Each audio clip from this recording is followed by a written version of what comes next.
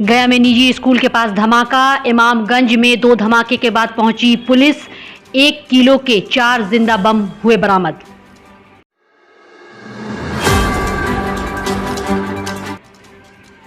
घटना अति नक्सल प्रभावित इमामगंज प्रखंड की। इमामगंज थाना से 600 मीटर दूर स्थित डीएसपी स्कूल के पास हुआ धमाका।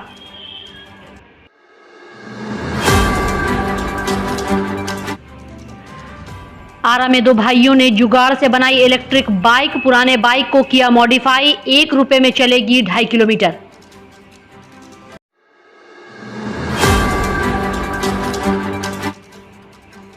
अड़तालीस वोल्ट की नॉर्मल बैटरी की मदद से पुरानी मोटर बाइक को बदला इलेक्ट्रिक बाइक में। 20 से 22 हजार के खर्च में बाइक हो जाती है मॉडिफाई।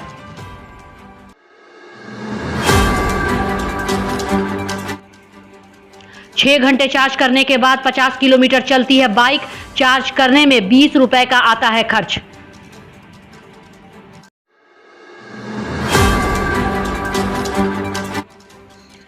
गुजरात, केरल, महाराष्ट्र सहित देश के कई राज्यों में कोरोना के बढ़ते मामले को देखते हुए केंद्र सरकार ने बिहार सरकार को अस्पताल में पूरी तैयारी रखने तथा कोरोना प्रोटोकॉल का पालन करने का दिया निर्देश।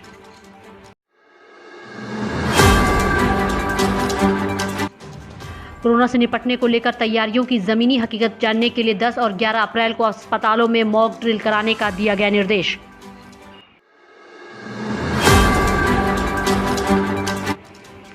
बिहार के मनरेगा मजदूरों को केंद्र का तोहफा, मजदूरी दर में हुआ इजाफा।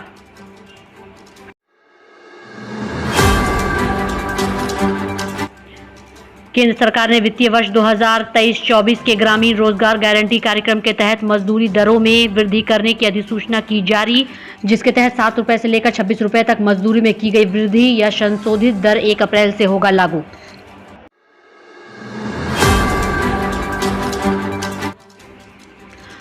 यूट्यूबर मनीष कश्यप को रिमांड पर ले जाएगी तमिलनाडु पुलिस। तमिलनाडु से पुलिस की एक टीम पहुंची पटना।